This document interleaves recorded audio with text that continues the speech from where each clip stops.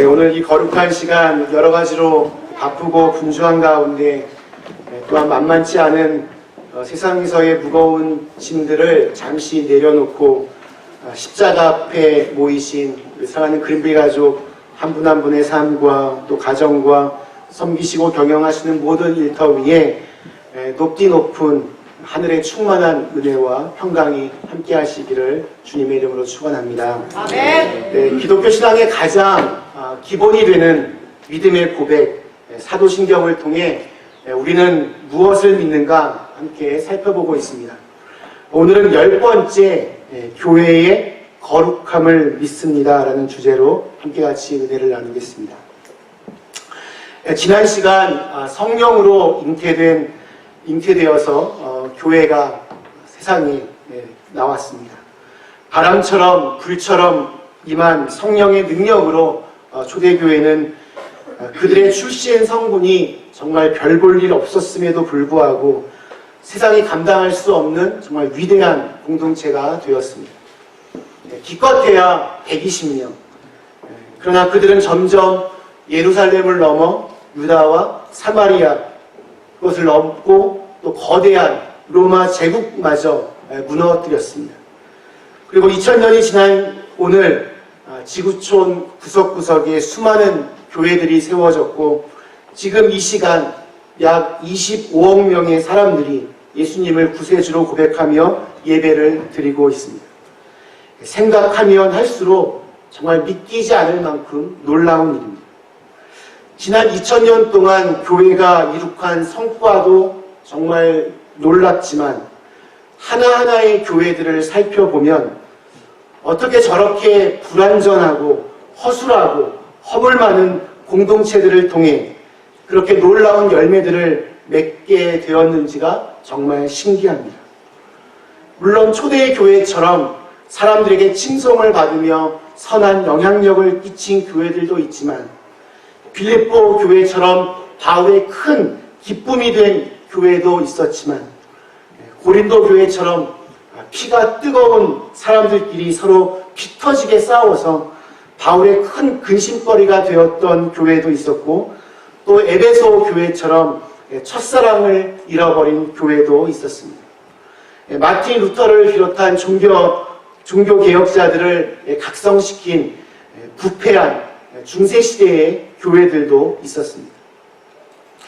오늘날 교회란 무엇인가 라고 물으면 우리는 나름대로 이렇게 좋게 말합니다. 서로 사랑하는 믿음의 가족들이다. 절망을 모르는 희망의 공동체다. 세상을 변화시키는 그러한 신앙 공동체다. 근데 여러분 정말 그렇게 생각하십니까? 교회 밖에 있는 사람들 또 안에 있는 사람들 역시 뭔가 좀 이렇게 비판적인 사람들은 교회에 대하여 가히 비판적인 태도를 넘어서 적대적인 그러한 관점을 보여줍니다. 교회는 부자들만 좋아하는 그런 집단이다. 교회는 무당 종교나 다름없는 기복신앙의 집합소이다. 교회는 바보를 만드는 곳이다. 교회는 싸움꾼들의 놀이터다. 그 외에 입에 담지 못할 말들을 정말 거품을 물고 정말 거침없이 이야기합니다. 여러분, 교회란 무엇입니까? 그리고 교회는 여전히 우리의 희망의 공동체가 될 수 있습니다. 교회는 여전히 거룩한 곳입니다. 예전에 선배 목사님 한 분으로부터 책 한 권을 선물 받았습니다. 한국에서 그다지 큰 교회를 섬기시는 분은 아니지만 정말 성실하게 아주 심지가 곧은 그런 목회를 하시던 분의 책이었습니다. 책 제목이 위대한 목회였습니다. 저는 사실 목회가 정말 의미 있고 또 가치 있는 그러한 일이라고 생각하지만 굳이 이렇게 위대하다라고까지는 생각하지 않았는데 위대한 목회라고 하니까 약간 좀 불편한 생각이 들었습니다. 근데 이분이 목회를 이렇게 위대한이라고 하는 효용사를 붙인 이유는 단 한 가지 이유였습니다. 바로 이 땅에 목회하러 오셨던 우리 예수님께서 위대하시기 때문입니다. 그 목사님의 또 다른 책의 제목이 위대한 모험입니다.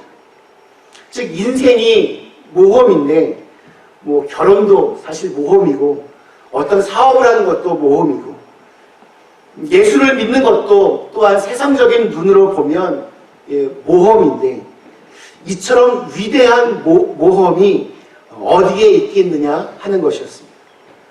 그 목사님은 이 책들을 통해서 그것이 위대한 모험이든 위대한 목회이든 그 위대함 속에서 우리는 두 가지의 선물을 받게 되는데 하나가 소명, 홀링이고 또 다른 하나가 사명, 미션이라고 그렇게 말을 합니다.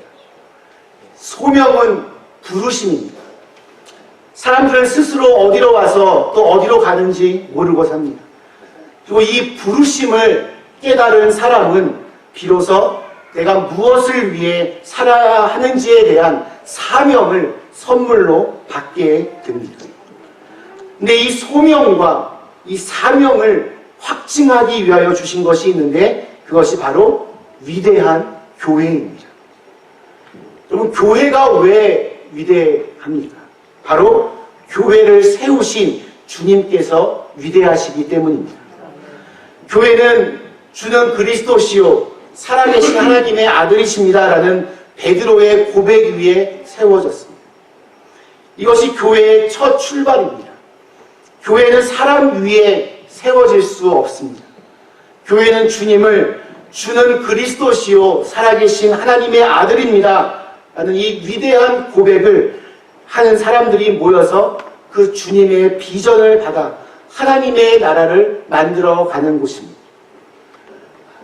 예수님을, 주님을 구주로 고백하지 않으면 결코 다음 진도를 나가지 못하게 되고 계속 목사만 바뀔 뿐 아니면 계속 교회만 바꿀 뿐 하나님 나라의 삶을 살지 못합니다.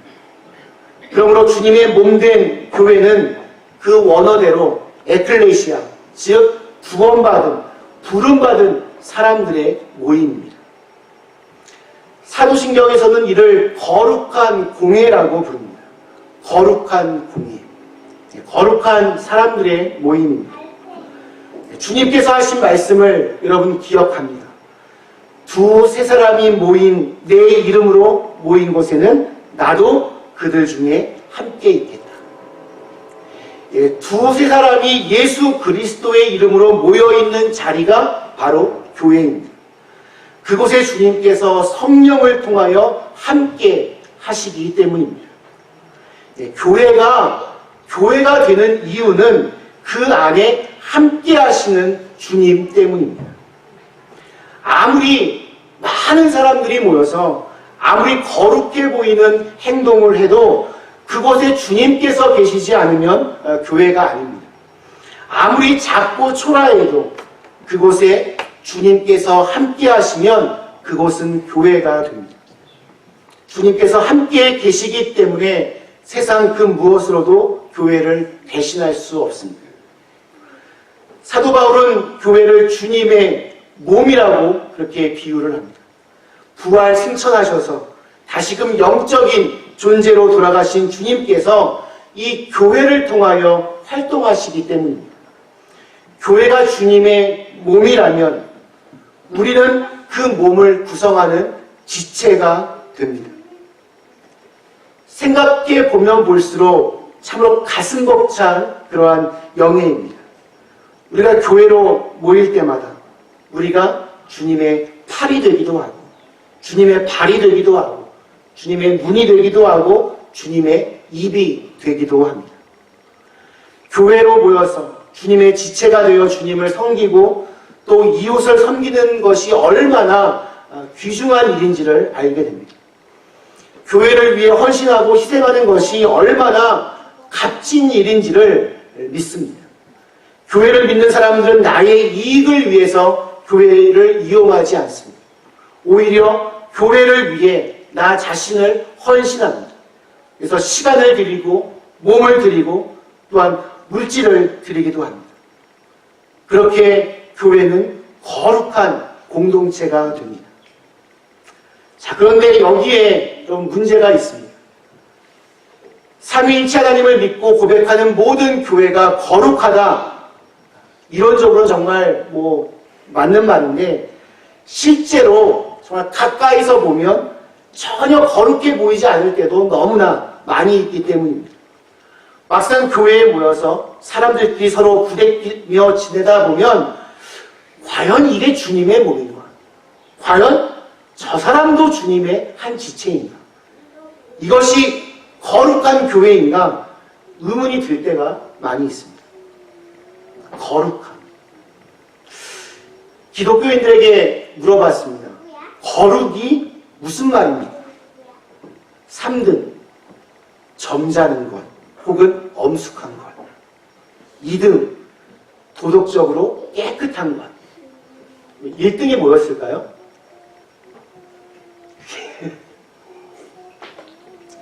거룩함이 무엇일까? 1등. 가장 많은 사람이 응답한 대답은 잘 모르겠다였습니다.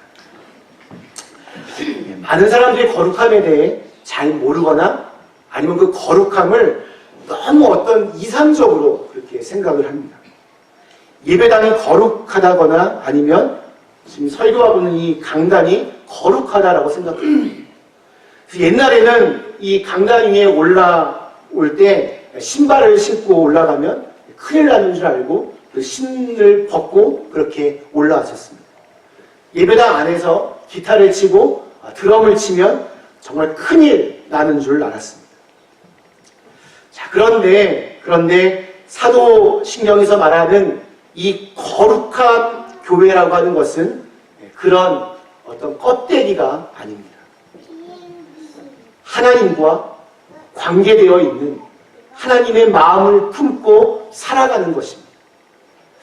우리가 평상시에 먹는 빵은 그냥 빵이지만 그 빵이 성만찬을 위해서 구별될 때 그 빵은 거룩한 것이 됩니다. 재료가 거룩한 것이 아니라 그것이 하나님과 관계되어서 하나님 앞에 봉헌된 것이기에 거룩합니다. 성경이 말하는 거룩한 삶이란 기도하고 금식하고 구제하고 예배하고 이런 종교적인 행위만을 지칭하는 것이 아닙니다. 오히려 하나님의 말씀에 비추어서 하나님이 기뻐하시는 것을 기뻐하고 하나님이 미워하시는 것을 우리도 미워하는 것입니다.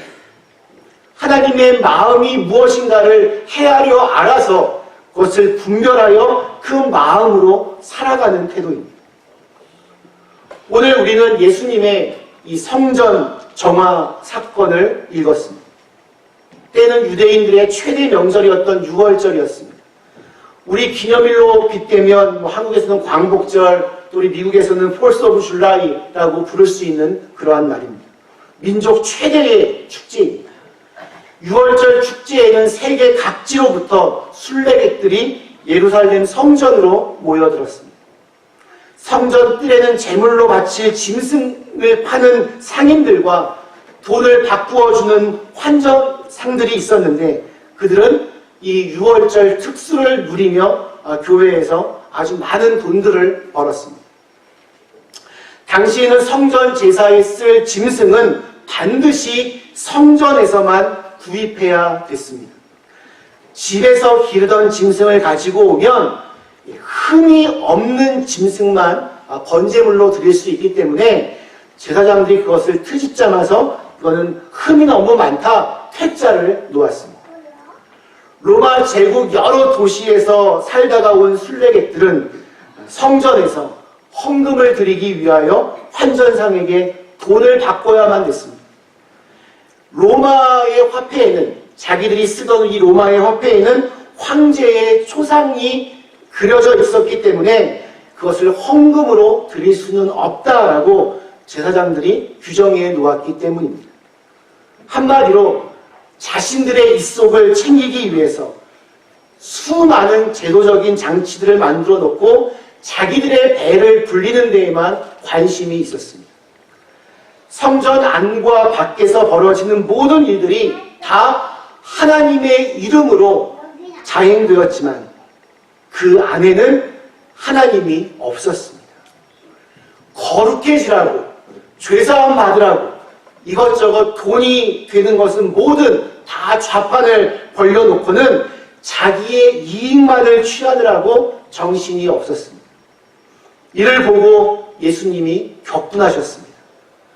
내 집은 기도하는 집이라 일컬음을 받았는데 너희가 강도의 소굴로 만들었다.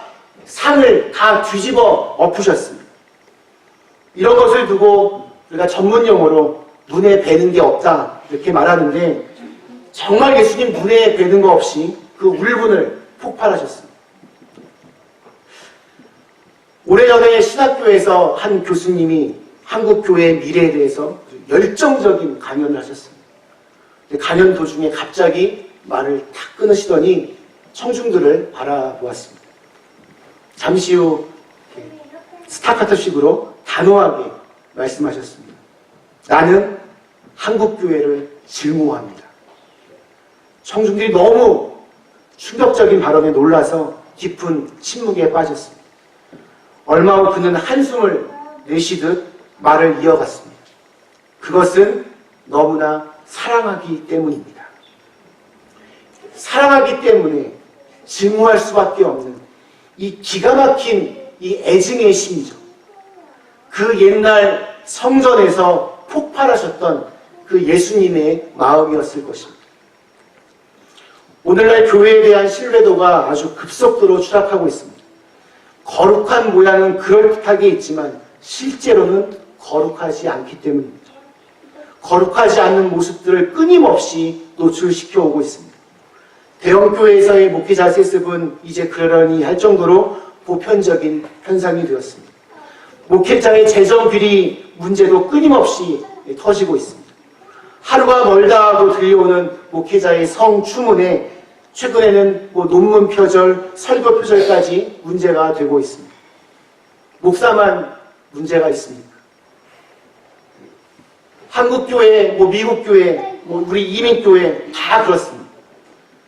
지금은 모든 교회들이 스스로를 돌아보며 깊이 회개하며 새롭게 시작해야 할 때입니다. 오늘날 교회의 문제는 교회를 성장시키는 기술이 부족해서가 아닙니다. 교회의 본질을 잃어버리고 있다는 데가 바로 문제입니다. 교회가 쇠퇴하고 기독교인의 수가 감소하는 것은 사실 그런 큰 문제가 아닙니다. 중요한 것은 교회의 본질을 되찾고 거룩함을 되찾는 데 있습니다.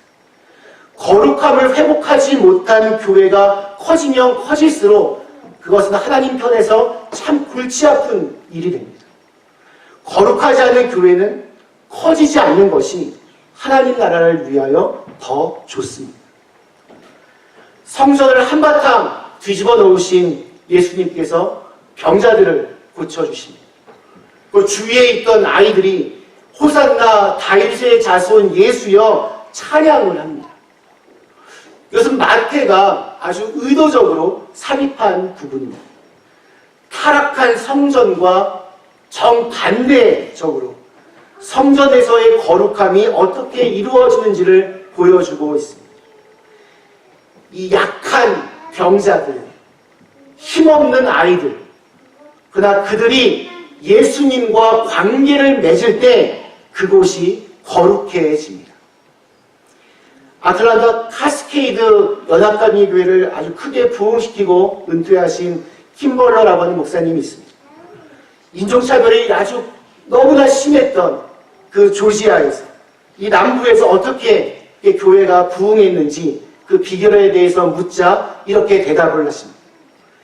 남부의 흑인들은 과거에 노예의 삶을 살면서 주일을 기다리는 소망으로 살았습니다. 어떤 인생의 아픔과 어려움이 있어도 주일까지만 참으면 됩니다. 주일이면 하나님께 예배드릴 수 있다는 소망으로 살았다는 겁니다. 그래서 헌금 시간에 It's offering time, 지금 헌금 시간입니다 라고 목사가 외치면 온 교인들이 춤을 추면서 박수를 치면서 앞으로 나와 헌금을 드리는 것이 그 교회의 전통이 되었다고 합니다. 주중에는 비록 노예로 살지만 주일이 되면 하나님께 기쁨과 감사를 드릴 수 있는 천국 백성이라는 거룩한 자부심과 그런 자긍심을 가지고 한 주간을 견뎌낼 수 있었다는 겁니다. 그러면서 이 목사님은 이렇게 얘기합니다. 흑인 우리 교회의 이 축제와 같은 예배는 아픔의 역사에서 나온 것임을 절대 잊어서는 안 됩니다. 아픔의 역사를 살아야 했기 때문에 주중에는 예수 십자가를 붙잡고 살아야겠고 주일이면 부활 승리의 기쁨으로 예배를 드린 곳입니다. 거룩한 공동체입니다. 말씀 마치겠습니다. 사랑하는 그린비 가족 여러분, 교회는 거룩합니다. 하지만 교회는 완전하지는 않습니다. 교회는 마치 알곡과 가라지가 함께 자라는 밭과 같아서 그 안에는 주님께 온전히 사로잡힌 사람도 있고 또 거룩해 가는 과정 속에 있는 사람도 있고 이제 막 거듭난 사람도 있고 믿을까 말까 탐색하는 사람도 있고 믿을 마음이 전혀 없는 사람도 있습니다. 때로는 심지어 악한 마음을 가지고 자기의 욕심을 위하여 교회에 나오는 사람도 있습니다. 그런 사람들이 다 한데 어울려 교회를 이룹니다. 그런데 정말 놀라운 것은 주님께서 이 불완전한 교회를 사용하셔서 거룩하게 다듬어 가십니다. 우리가 전혀 예상치 못한 방법으로 구원의 문을 열어 가십니다. 여러분, 교회가 여전히 필요합니다. 네, 교회는 여전히 필요하고 교회는 여전히 하나님께서 사용하시는 은혜의 통로입니다. 교회는 여전히 거룩한 주님의 몸입니다. 제가 깊이 존경하는 한국의 청파교회 김기석 목사님의 글을 읽다가 너무 은혜가 되어서 그분의 그 교회에 대한 자신의 고백을 말씀드리며 오늘 설교를 마치려고 합니다. 어느 늦은 오후 흑석동의 유수지 강물에 해 그림자가 붉게 물들고 있었다. 난간의 기대에 선 채 그 평화롭고도 고적한 광경을 물끄러미 바라보던 나는 불현듯 죽고 싶다는 생각을 했다. 일터에서 겪었던 비인간적인 대우, 직장을 그만두고 나와 입시에 매달렸던 날들, 그리고 실패, 중첩되는 가정적인 어려움, 전망조차 없는 삶은 너절하기 이를 데 없었다. 나의 설당은 아무데도 없었다. 죽음만이 출구가 아닐까? 어쩌겠는가?